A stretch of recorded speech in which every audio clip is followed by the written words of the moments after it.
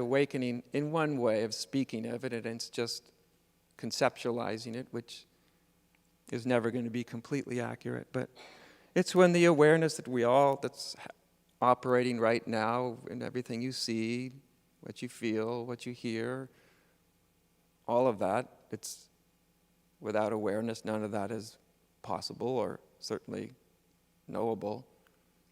And we can have that operating our whole life and think it's just something we're doing, which is weird because it happens without you doing anything.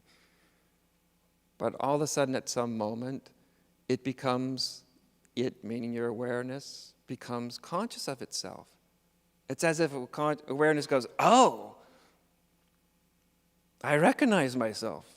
It's very similar, actually, to when like a child at whatever age, 2 years, 3 years, it usually happens gradually, not as a moment. But if it happened as a moment, it would kind of go something like some kid staring in the mirror in a totally merged state, and all of a sudden they go, holy smokes, that's me in the mirror.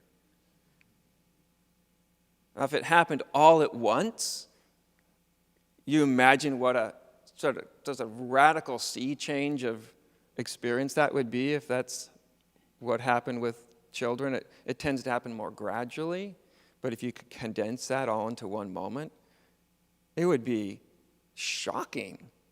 And in a great sense, because it would feel like a new and amazing discovery.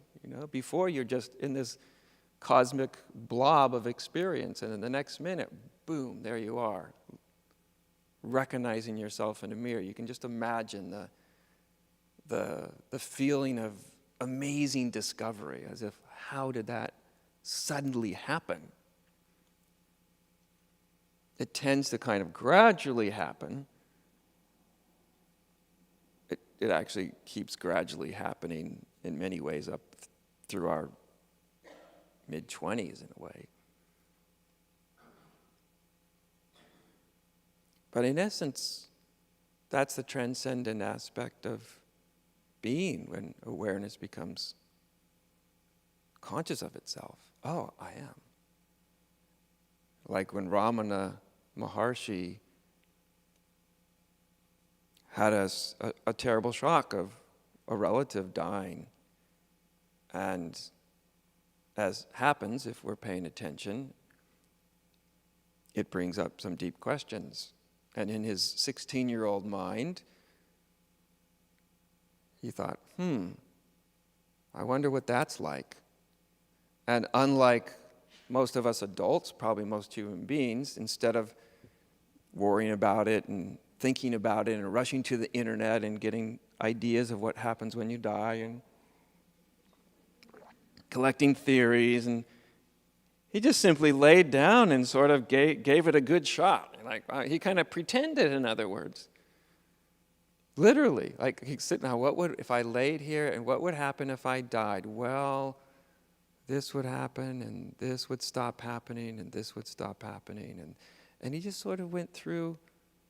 It was an imaginary experience, but it was very meditative. It was a high act of spiritual contemplation without him even knowing what he was doing. And all of a sudden, that great awareness became conscious of itself. And at that moment, his sense of like, oh, this is what I really am. If death happens, this is what's left. At least that's what he felt. Which is, I think, itself a great teaching, not only in what the mechanics of that, but actually just even before the mechanics was that he had an experience, a universal human experience that, like I say, none of us are getting out of here alive, not in a relative sense. And instead of looking for a bunch of theories about it, there's nothing wrong with that, but instead of doing that, a bunch of ideas, the first impulse he had was to immediately just confront that experience, confront that fear. Like, let me go into that rather than away from that. And let me imagine like what that would be like. That itself is a really good teaching. Just that. by God, if we could actually move towards what we became afraid of, just become curious about it and at least begin with doing it experientially rather than theoretically. Well, this is the whole of contemplative practice, isn't it? It's actually going into your direct and immediate experience of being. We did it for 15 minutes before I opened my mouth and filled the room with sound. There's a reason that I start all these meetings with 15 minutes of silence, because it's my way of trying to communicate, usually without saying it like I'm going to do now, but it's my way of trying to have us all embody something, which is that direct encounter with your immediate experience of being is the most important thing there is spiritually.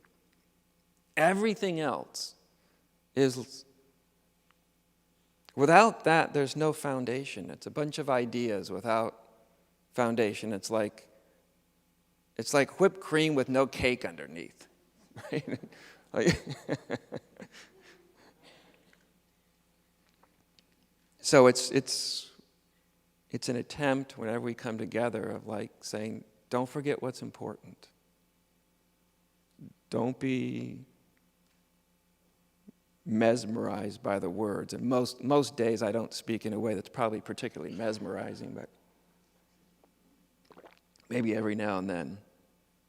But don't be mesmerized by it all. It's because all the talk is actually a way of giving form to what can happen in that silent encounter with our immediate experience of being. And that's essentially what Ramana was doing.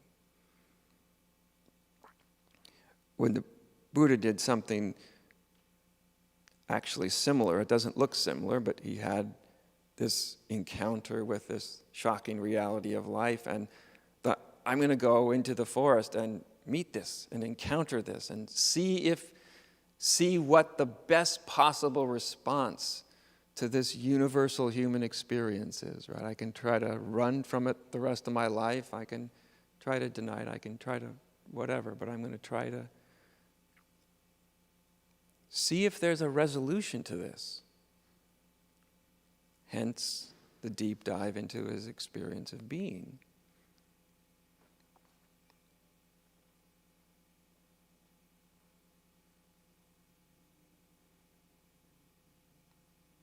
So I think when all of us come and meet in a way like this, it's that I hope something like that forms the foundation, this immediate encounter with the direct experience of being.